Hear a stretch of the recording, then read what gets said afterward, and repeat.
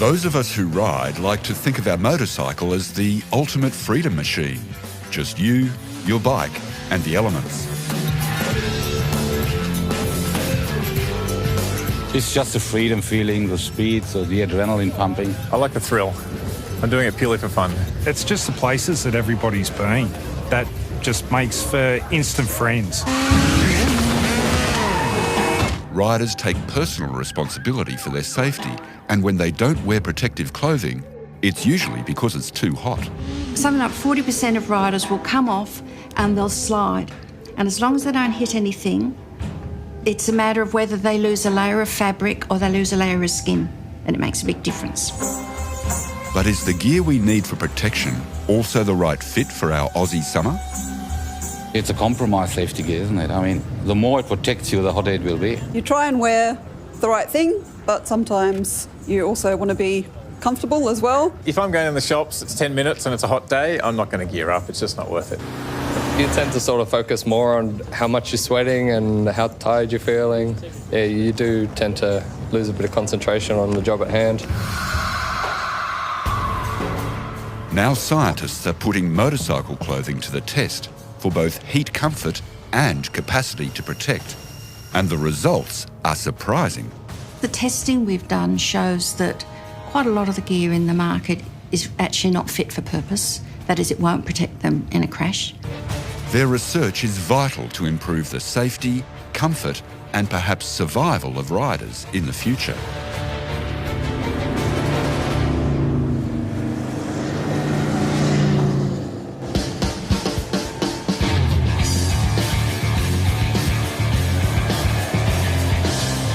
I guess I'm a bit of a petrol head at heart, with a love for motorbikes. Back in the day, they were my main way of getting around, up and down the East Coast, throughout the North, exploring other countries, and commuting in the big smoke. I've been riding motorcycles for nearly half my life, but 6 years ago, I traded mine in for a family wagon, and I haven't ridden since. It's good to be back in the saddle.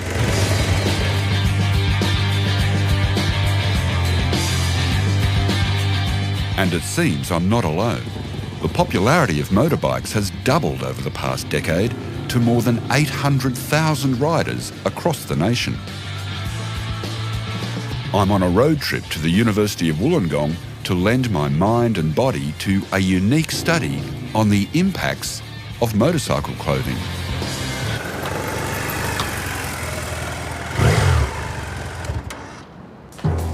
Hello, Liz.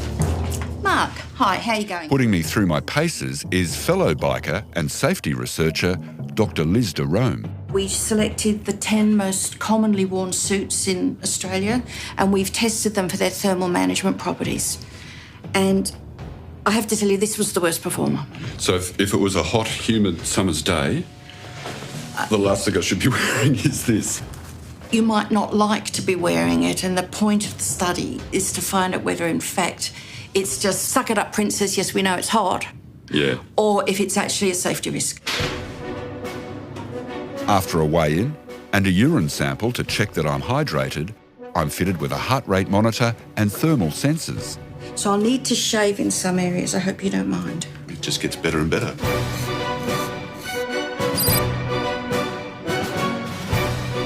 Level height and others. Out here? Yep. Yep. The sensors will monitor my skin temperature, while this probe delicately squeezed into my ear will measure my body core temperature. Next up, it's time for the gear, including all-season textile pants, socks, heavy boots, and a very warm jacket. This is the fanciest gear I've ever worn before. I'll be doing a series of tests throughout the experiment to monitor my physical and mental state. This one is called the NASA TLX. It's a workload scale. NASA, as in that was developed for astronauts? Yes, this was developed for astronauts. With snug inner gloves to collect every bead of sweat and my helmet firmly in place, it's time for liftoff to the thermal chamber.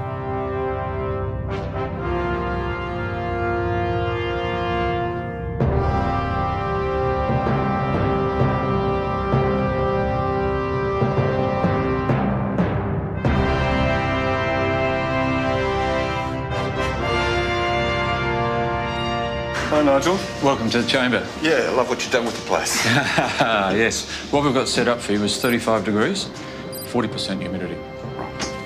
What kind of two-stroke motorcycle is this? Now, this is your two-stroke. It's Shank's pony, almost. Yes, yes.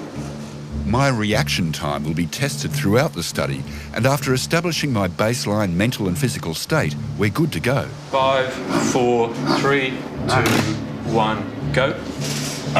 And we're off. Target is 60 reps per minute. I'll think of it as 60 kilometres an hour. No. Obviously, we can't have a hot engine in here, so I'm pedalling just enough to replicate the energy I'd use riding a motorbike. Think about yourself as a metronome. Yes. With the fan simulating airspeed of about 30 kilometres an hour, I'll be spending the next 90 minutes under these heaters, enjoying the equivalent of a ride around town in 35-degree heat with the sun belting down on me. What could possibly go wrong? As mammals, we regulate our body temperature, and we try to keep it within a very narrow window. We can tolerate an increase of 2, 3 and 4 degrees. How does the temperature of your body feel now? 10. Hot. 10? Hot. OK, thank you. And how comfortable do you feel with that temperature at the moment? I'm still slightly uncomfortable too. If it gets too much of an increase or a decrease, then it can create problems. We're going to place Mark under quite a significant physiological strain, and that is him trying to get rid of heat, same time regulate blood pressure. Pedaling slowly like this should be a breeze, but after an hour, I'm really feeling it. How are you feeling? Absolutely buggered. A little anxious about my heart rate. So we're looking at the hot side, which is the hypothermic side, but typically high heart rate, very high sweating, lightheadedness, and that's due to a drop in blood pressure. These are not things you want to encounter when you're riding a motorcycle. With 20 minutes still to go, I'm really struggling. I'm feeling stress. I'm burning up. Temperature in my body is feeling very hot. In fact, can I say 11.5, nearly extremely hot? I'm drowning in sweat. My heart rate's up to nearly 160, and I'm finding it hard to think straight. My body feels under stress. I feel I want to stop. If I was riding a bike right now, I would get off and have a rest. In those conditions, if he also gets dehydrated, which he will do in an hour and a half, then blood flow to the brain will be reduced. When that occurs, his cognitive function can become impaired. He's in a perfect situation to increase his risk of accidents through unexpected occurrences. You can stop. You're kidding me, I can actually stop? You can stop riding. For real? At last, my 90-minute ride from hell is over.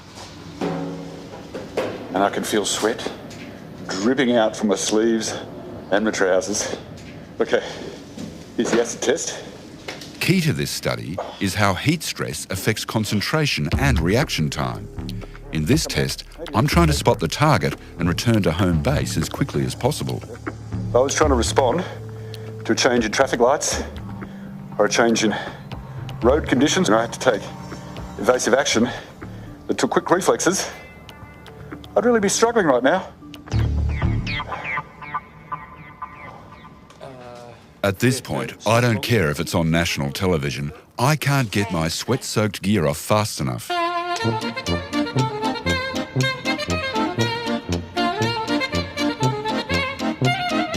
The team weigh everything to calculate how much I've actually sweated. Step up and we'll see how you fared. Oh, well, you've lost about 1.5 kilos. Oh my God, the weight's just melted away.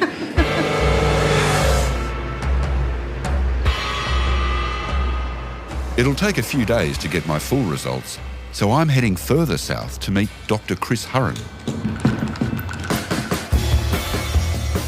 He's testing how bike clothing performs under pressure. First up, denim.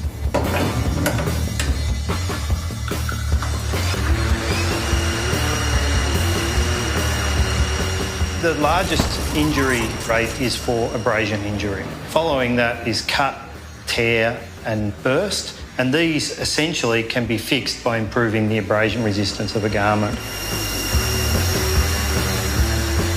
with regards to sliding down the road, your clothing is the thing that will protect you. Apart from helmets, Australia doesn't have any standards of its own for motorcycle clothing. Europe sets standards for impact protectors placed inside garments and for materials like para-aramid synthetic fibre, more commonly known under the brand name Kevlar. It's often used inside jeans and is marketed as highly protective. This is really risking it, but I'm not worried. The European standard says that materials have to stand skidding along this kind of abrasive surface for at least 4 seconds, running at about 28 kilometres an hour. So let's see how this denim with a protective Kevlar liner lasts. Take it away, Chris.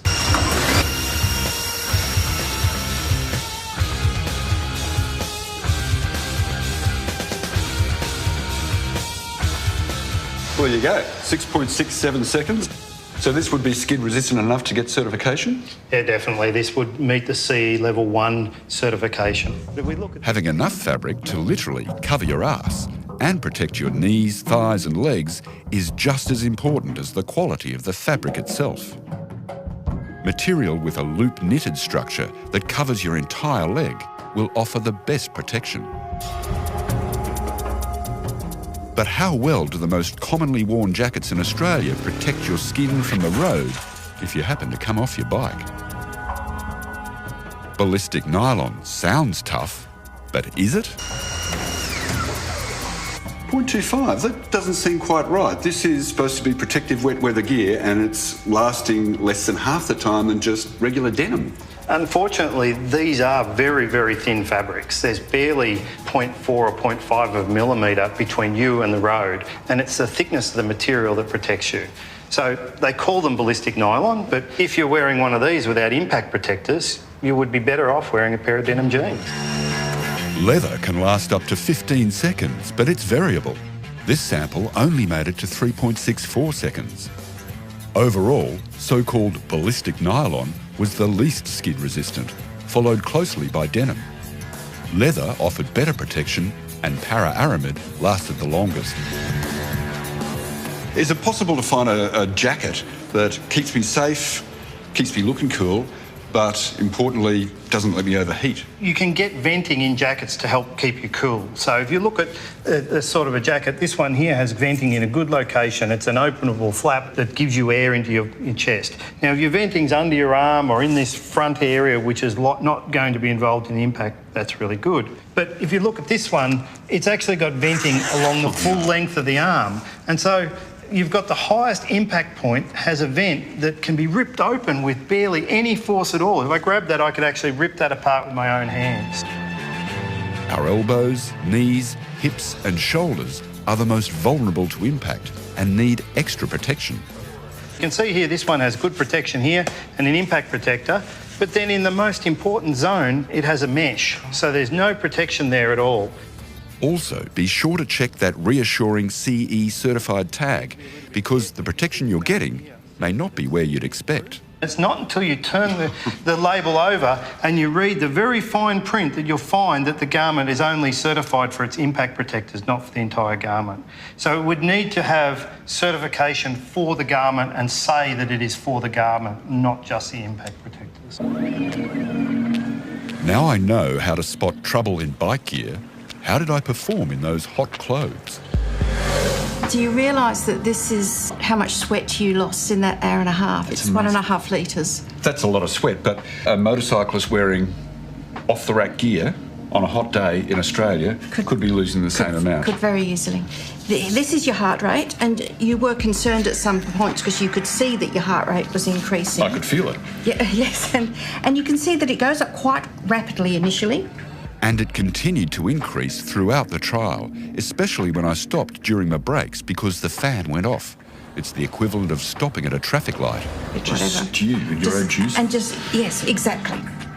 My skin temperature also increased steadily, as did my body core temperature. And I just peaked at 39 at the very end. Another 0.5 degree and we would have had to take you off the bike because you would have been... Border hypothermia. You were borderline hypothermia, and that, we would have taken you off because that's dangerous. Most importantly, the physiological impact of the heat trapped by my clothing had a clear effect on my reaction times. I was okay to start with and even improved a bit with effort, but 1 hour in, I hit the wall and my reaction times tanked. Over the next half hour, they just shot right up, and that's when inaccuracies come in too. So this is the highest risk area. So here's the thing. Is there a way to improve the quality of protective clothing and increase our desire to wear them without being forced to? A 5-star rating system could help consumers make the right choices and encourage manufacturers to improve their standards. It works for car safety and dishwashers, so why not motorcycle gear? Bernard Carlin from the Centre for Road Safety at Transport New South Wales sees the benefits. We're going to put together a system that actually assesses the abrasion, impact and comfort of those clothing items and rate them, and then make that available and transparent for consumers so that they can make informed choices about buying goods that actually do protect them. You're going down the stores, a 3-star product might be more than sufficient for what you want in protection. Or you're going to go out on a ride where you're going down the Great Ocean Road, you're going to want 5-star protection because you're going to be doing a lot of cornering and the likelihood of a crash is a lot higher. So you can choose that, you can make that decision. When it comes to what's between our skin and the road, riders need confidence that our gear will not only reduce heat stress and the risk of having an accident, but will protect us if we do.